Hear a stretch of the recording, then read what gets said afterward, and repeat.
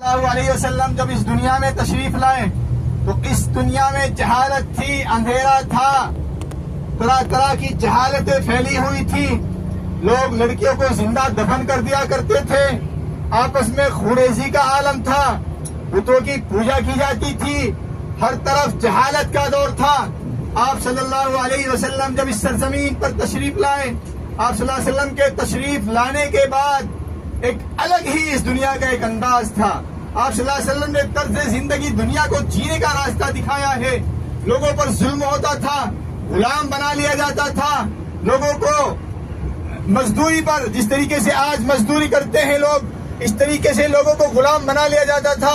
उनकी जिंदगी जिस तरीके से आज बकरा मंडी में जाते हैं, डंगर मंडी में जाते हैं, इस तरीके से जानवरों की जिस तरीके से बोलियां लगती हैं, इस तरह की मंडियों में बोलियां लगती थी, गुलाम खरीदे जाते थे, लोगों पर जुल्म होता था। आप सल्लल्लाहु अलैहि वसल्लम ने आने के बाद इन तमाम चीजों को, लोगों को जीने का रास्ता एक दिखाया है। और जीने का रास्ता एक ऐसा दिखाया है कि इंसानियत के लिए एक बराबर का दर्जा आप सल्लल्लाहु अलैहि वसल्लम ने कायम कर दिया। वो चाहे अजमी हो या अरबी हो, वो काला हो या गोरा हो, वो चाहे किसी भी मुल्क में रहता हो, वो यहाँ पर सऊदी की सरजमीन हो या इंडिया की सरजमीन हो, वो सब बराबर हैं। ये तर्ज जिंदगी अगर किसी ने दिया है तो मेरे आपके नबी सल्लल्लाहु अलैहि वसल्लम ने दिया है। आज मेरे आप इस सरजमीन पर जब आए हैं तो इस सरजमीन पर आने के बाद ये कुर्बानियां बहुत बड़ी है सहाबा किराम की, आप सल्लल्लाहु अलैहि वसल्लम की। आप सल्लल्लाहु अलैहि वसल्लम के साथ क्या कुछ नहीं हुआ। आप सल्लल्लाहु अलैहि वसल्लम 40 साल की उम्र में नबूवत दी गई और 40 साल की उम्र तक आप सल्लल्लाहु अलैहि वसल्लम ने किस तरीके से जिंदगी गुजारी, और 40 साल के बाद अल्लाह का नाम लेने के लिए क्या क्या कुर्बानी आप सल्लल्लाहु अलैहि वसल्लम ने नहीं दी है।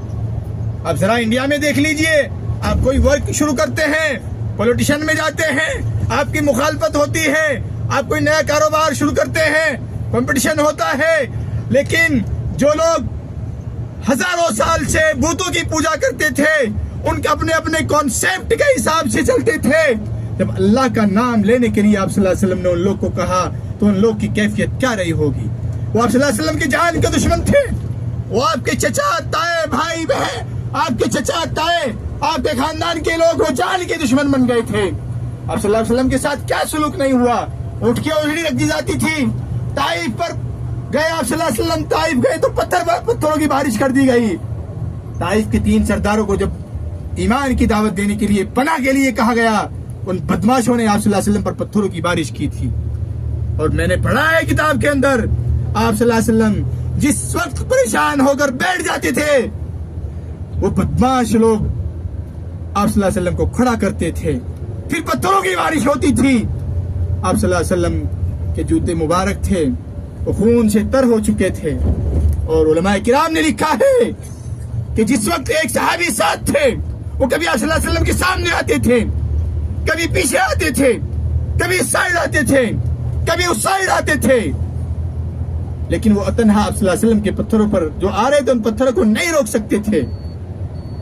आप सल्लल्लाहु अलैहि वसल्लम के पैर उन जूतियों में खून की वजह से बिल्कुल भर चुके थे, वो जूतियां भर चुकी थी और चिपक चुकी थी। एक साहबी ने कहा, मैं अपनी ताकत लगाकर मैंने उन जूतों को निकालना चाहा, मैं नहीं निकाल सका। आप सल्लल्लाहु अलैहि वसल्लम पर बेहोशी का आलम तारी हुआ। आप सल्लल्लाहु अलैहि वसल्लम ने एक जगह पर बना ली एक बागमर। बहुत सारा लंबा वाकयात है, मैं उस तरफ नहीं जाऊंगा। साहबा के साथ क्या कुछ नहीं हुआ। साहबा के हजरत बिलाल को जमीन पर लेटा दिया गया, तपती हुई रेत पर लेटा दिया जाता था। हजरत बिलाल को कहा जाता था अल्लाह का नाम लेना छोड़ दीजिए, लेकिन ज़बान बाहर निकली हुई है। और यहाँ का टेम्परेचर 48-47 टेम्परेचर में आप बगैर चप्पल पहने, स्लीपर पहने, जूता पहने चल कर देख लीजिएगा, आपको अंदाजा हो जाएगा उस वक्त का आलम क्या होगा जब हजरत बिलाल को लेटा दिया जाता था। उस वक्त का आलम क्या होगा जब हिजरत के लिए सहाबा किराम जाते थे। हजरत सुमैया का मुझे वाकया याद है। हजरत सुमैया को 1 साल तक अपने शोहर से जुदा कर रखकर मदीने के में जाने से मदीने न जाने की यानी कि जाने नहीं दे रहे थे। 1 साल तक यहाँ रोके रखा था। और क्या मामला हुआ था, हजरत सुमैया को शहीद किया गया था, आपको मालूम होगा। और सहाबा के साथ क्या मामला नहीं हुआ है, सहाबा को खत्म कर दिया जाता था। जो अल्लाह का नाम लेता था उसके साथ एक हशर का माहौल होता था, जिंदगी और मौत का मामला होता था। ये आप सल्लल्लाहु अलैहि वसल्लम की और सहाबा की यहाँ की जिंदगियां हैं। इन जिंदगी को मुझे और आपको समझना होगा। इसलिए आपके सामने गोश गुजार करने का मतलब है हम लोग जब इस सरजमीन पर आए हैं तो इस सरजमीन का अदब एहतराम करने की कोशिश करें। जिस मकसद से यहाँ आए हैं उस मकसद में हम लोग अपने आप को पूरी तरीके से इबादत करने की कोशिश करें।